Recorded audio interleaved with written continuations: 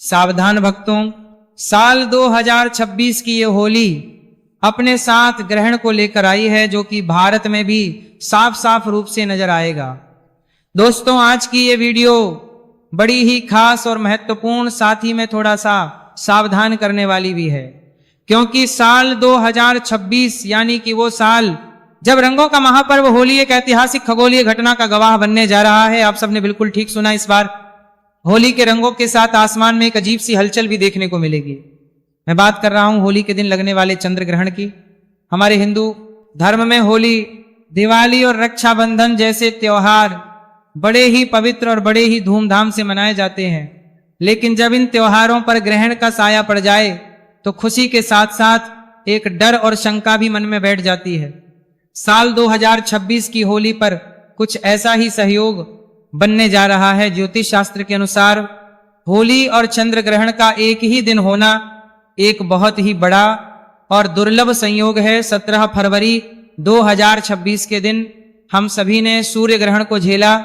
इसके ठीक 15 दिन के बाद 3 मार्च होली के दिन अब चंद्र ग्रहण हम सभी को देखने को मिलेगा, जो कि भारत में भी साफ साफ रूप से नजर आएगा, जिसका असर न केवल हमारी कुंडली पर बल्कि हमारे भाग्य पर, यहां तक कि शेयर मार्केट पर भी इसका भारी असर हम सभी को देखने को मिलेगा।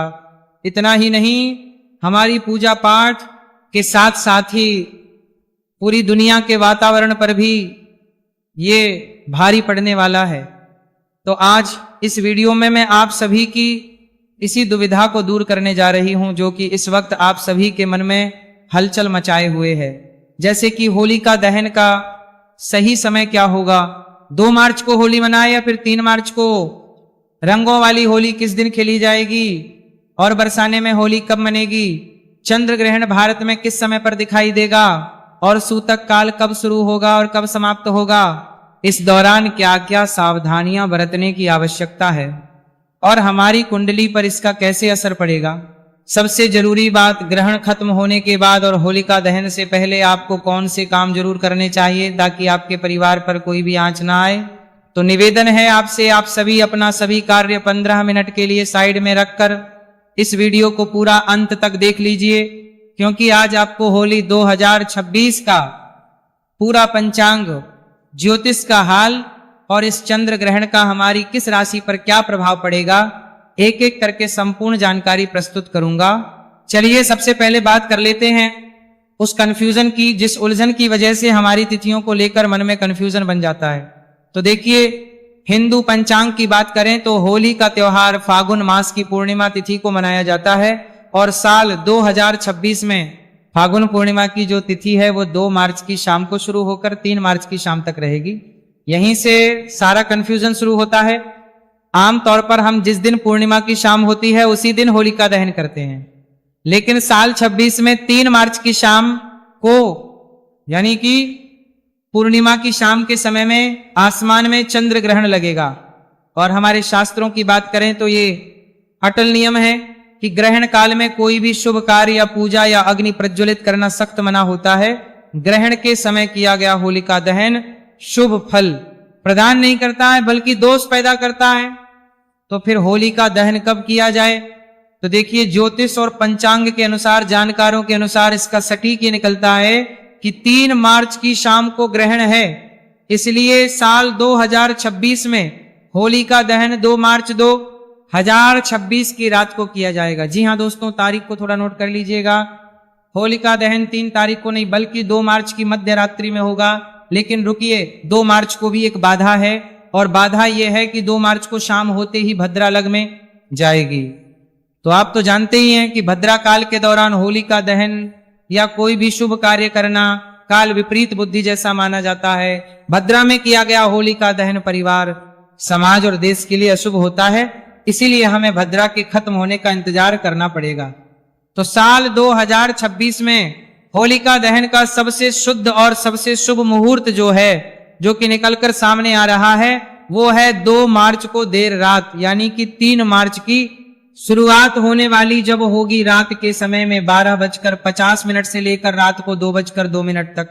ये वो समय है जब भद्रा की पुंज होगी या भद्रा समाप्त हो चुकी होगी। ये लगभग 1 घंटा 12 मिनट का समय हमें मिल रहा है और आप इस समय में पूरी श्रद्धा और विधि विधान से होलिका दहन कर सकते हैं। इस समय अग्नि प्रज्वलित करना आपके घर से नकारात्मकता को जलाकर राख कर देता है। तो वीडियो में आगे मैं आप सभी को बताऊंगा कि इस बार रंगों वाली होली किस दिन खेली जाएगी, बरसाना में होली कब है, सूतक काल का सही समय क्या है और ग्रहण के गर्भवती महिलाओं को क्या सावधानी रखनी है। ये जानकारी बड़ी ही सूक्ष्म और महत्वपूर्ण है, लेकिन उससे पहले एक काम आप सभी को करना है। कमेंट सेक्शन में आप अपना नाम, स्थान और डेट ऑफ बर्थ लिख दीजिए, ताकि इस चंद्र ग्रहण के समय आपकी डेट ऑफ बर्थ के अनुसार राशि के अनुकूल क्या उपाय बनता पड़ेगा वो मैं आपको रिप्लाई के माध्यम से ही बता दूंगा। साथ ही साथ ओम सोमाय नमः भी जरूर ही लिखिएगा, ताकि इस चंद्र ग्रहण का कोई गलत प्रभाव आप पर ना पड़ पाए। साथ ही अगर मेरे चैनल, मेरी आवाज को आप पहली बार सुन रहे हैं तो हमारे चैनल धर्म साधना टीवी को सब्सक्राइब करके पास वाले बेल आइकॉन को प्रेस करके रखिएगा और वीडियो को भी लाइक कर दीजिएगा, क्योंकि हम यहाँ सभी व्रत और त्योहारों की सही शास्त्रीय जानकारी प्रदान करते हैं। ज्योतिष शास्त्र और पंचांग के आधार पर आपको बताते हैं कौन सी तिथि कब है, व्रत आदि कब करना है, क्या विधि है, क्या नियम है और क्या गलती नहीं करनी है। यदि आप सभी व्रत और त्योहारों की सही शास्त्रीय जानकारी पाते रहना चाहते हैं तो कृपया हमारे चैनल धर्म साधना टीवी को सब्सक्राइब कीजिए और को प्रेस कीजिए। जब आप सब्सक्राइब का बटन दबाएंगे तो वहां एक घंटी का निशान बना हुआ आएगा, उसको अवश्य दबाइएगा, तभी आपको हमारे सारे वीडियो प्राप्त होंगे, अन्यथा आपसे जानकारी छूट जाएगी। चलिए अब बात कर लेते हैं उस खगोलीय घटना की जिससे हर कोई डरा हुआ है। चंद्र ग्रहण साल 2026 का वो पहला चंद्र ग्रहण है जो कि 3 मार्च 2026 मंगलवार के दिन लगने जा रहा है और इसके ठीक 15 दिन के पहले ही 17 फरवरी को सूर्य ग्रहण भी लगा था। ये कोई मामूली ग्रहण नहीं होता है। जब 15 दिन के अंतराल में 2 बड़े ग्रहण पड़ते हैं तो उसका ग्रहण प्रभाव हम सभी के जीवन पर और हमारे देश पर भी पड़ता है। ये एक पूर्ण चंद्र ग्रहण होगा। इसका मतलब चंद्रमा पूरी तरह से पृथ्वी की छाया में आ जाएगा और लाल रंग में दिखाई देगा, जिससे कि भी कहा जाता है। अब सबसे बड़ा सवाल ये पैदा होता है कि क्या ये ग्रहण भारत में दिखाई देगा और इसका समय क्या होगा। तो जी हाँ, ये ग्रहण बिल्कुल भारत में दिखाई देगा। भारत के अधिकांश हिस्सों से इसे देखा जा सकेगा। इसके पीछे एक शर्त है। शर्त यह है कि ये एक ग्रस्तोदय चंद्र ग्रहण होगा। ग्रस्तोदय का मतलब होता है जब शाम को भारत में चंद्रमा उग तो जाएगा, पहले से ही ग्रहण से ग्रस्त होगा। यानी कि हमें चंद्रमा साफ सुथरा नहीं बल्कि कटा हुआ या छाया से ढका हुआ उगता हुआ दिखाई देगा, रब जान लेते हैं। इसका सही समय तो देखिए, भारतीय समय के अनुसार बात करें तो ये ग्रहण 3 मार्च को दोपहर के बाद से शुरू हो जाएगा, लेकिन चूंकि दिन में हमें चांद नहीं दिखता है इसलिए इसका महत्व शाम से शुरू होगा। भारत में चंद्रोदय का समय अलग अलग शहरों में अलग अलग समय पर होता है, यानी कि लगभग 6 से 6:30 बजे के बीच होता है। जैसे ही शाम को लगभग 6:00 के आसपास पूरब दिशा में चांद निकलेगा, ग्रहण शुरू हो चुका होगा। ये ग्रहण शाम 6:47 पर समाप्त हो जाएगा, यानी कि इसका मोक्ष काल शाम 7 बजे से पहले ही हो जाएगा। भले ही ये ग्रहण भारत में शाम को केवल 20 से 25 मिनट के लिए ही दिखे, लेकिन शास्त्रों के अनुसार अगर ग्रहण आपके शहर में दिख रहा है तो इसका सूतक काल भी पूरी तरह से मान्य होगा। अब आते हैं सूतक काल के सही समय और सही जानकारी, तो बड़े ही ध्यान से सुनिएगा। देखिए, जब भी चंद्र ग्रहण लगता है सूतक काल पूरे 9 घंटे पहले से ही प्रारंभ हो जाता है, और जब सूर्य ग्रहण लगता है तो सूतक काल 12 घंटे पहले से प्रारंभ होता है। तो चंद्र ग्रहण 9 घंटे पहले प्रारंभ होगा। तो ग्रहण का जो स्पर्श काल है वो भारतीय समय के अनुसार बात करें तो दिन में ही हो जाएगा। इसलिए 3 मार्च को सुबह से ही सूतक के नियम लागू हो जाएंगे। सूतक काल का सही समय 3 मार्च को सुबह 9:00 से शुरू हो जाएगा और ये सूतक काल ग्रहण खत्म होने के साथ ही, यानी कि शाम 6:47 तक लगातार चलेगा।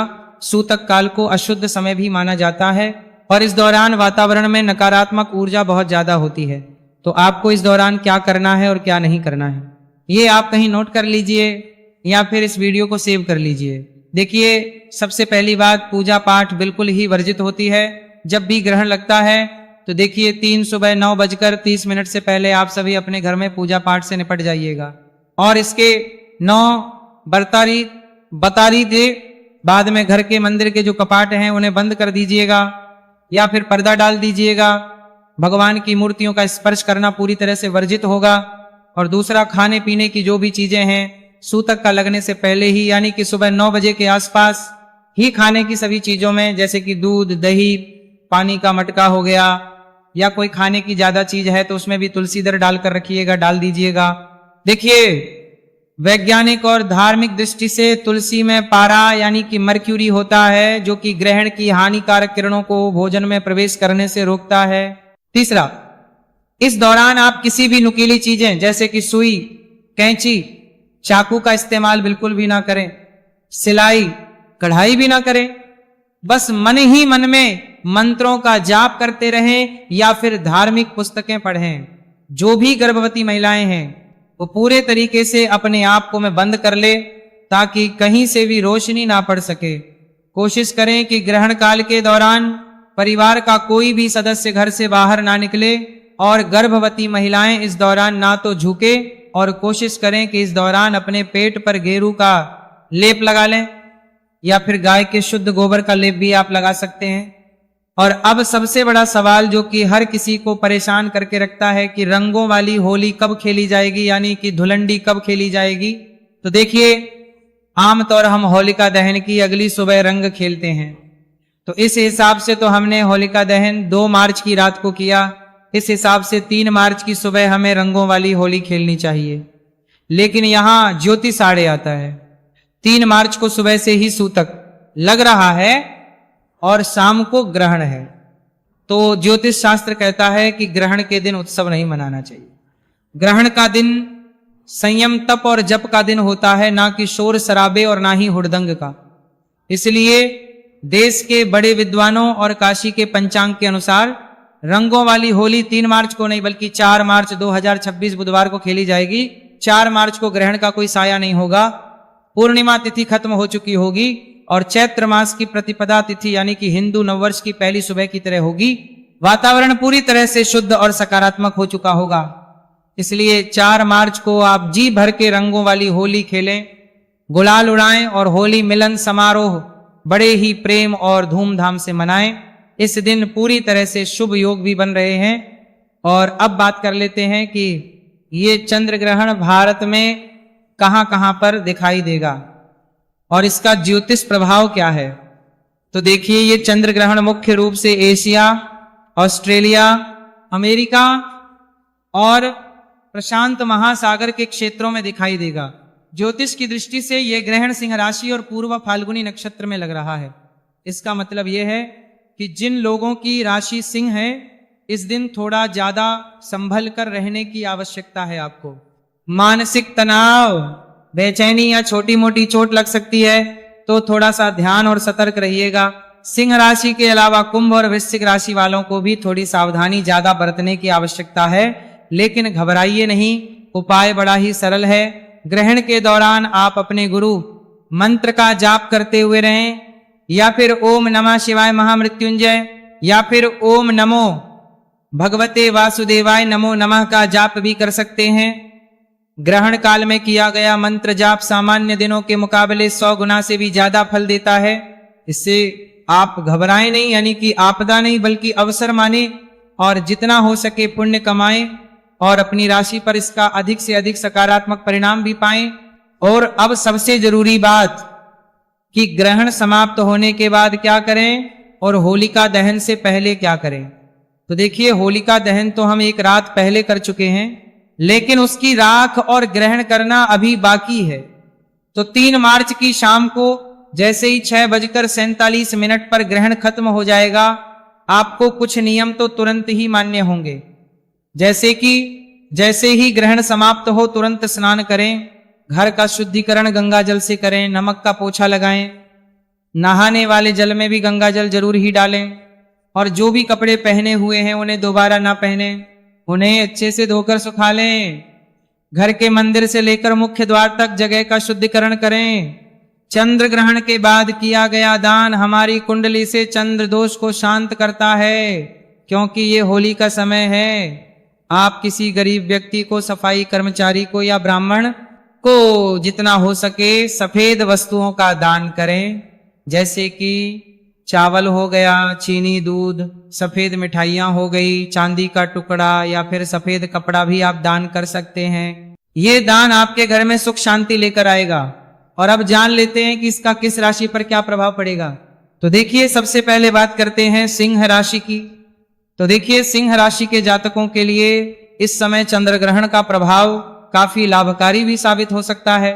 और विशेष रूप से बात करें तो छात्रों के लिए ये समय प्रतियोगिता, परीक्षाओं और अध्ययन में सफलता दिलाने वाला है। जो लोग राजनीतिक प्रशासन या फिर सरकारी सेवाओं से जुड़े हुए हैं उनके लिए यह ग्रहण काफी तरह की खुशखबरियां लेकर आने वाला है। नई गाड़ी, विवाह के योग भी बनते हुए आ रहे हैं। अगले राशि है धनु राशि। धनु राशि के जितने भी जातक हैं इस चंद्र ग्रहण के प्रभाव शुभ और फलदायी बने रहेंगे। इस समय आपको कोई भी वाहन या संपत्ति प्राप्त हो सकती है, जिससे आपकी आर्थिक स्थिति मजबूत होगी। इसके अलावा दैनिक आय में भी वृद्धि के योग हैं और निवेश से भी अच्छा लाभ मिलने के संकेत मिल रहे हैं। अभी 15 दिन पहले जो सूर्य ग्रहण हम सभी ने देखा, उससे भी हमारी कुंडली पर काफी गहरा असर पड़ा है। आप सब ने इसे भी किया होगा कि इन 15 दिन के समय के बीच में क्या कुछ बदलाव आप सभी को देखने को मिल रहे हैं। तो अगली राशि की बात कर लेते हैं, मकर राशि की। मकर राशि के जितने भी जातक हैं चंद्र ग्रहण के प्रभाव से इस समय आप सभी को बड़े ही शुभ फल प्राप्त होंगे। विदेश जाने के योग भी बन रहे हैं और अगर आप सरकारी नौकरी की तैयारी कर रहे हैं तो बहुत जल्द शुभ परिणाम आपको मिलने वाला है। विवाह के योग भी बनते हुए नजर आ रहे हैं। इसके अलावा आर्थिक स्थिति मजबूत होगी और धन का प्रवाह बढ़े। इसके साथ ही आने वाले समय में आप सभी को समाज में मान सम्मान और प्रतिष्ठा की भी प्राप्ति होगी। कुल मिलाकर ये समय मकर राशि के जातकों के लिए कैरियर, धन और सामाजिक प्रतिष्ठा की दृष्टि से फलदायी रहेगा। तो इस प्रकार से ये जो ग्रहण है इसका ये प्रभाव रहने वाला है। यहाँ दिखाई देगा, मैंने आपको बता दिया है। कुछ और भी रह गया हो तो आप कमेंट बॉक्स में लिख के पूछ लीजिएगा। भगवान सब पर कृपा करें। हरे कृष्णा।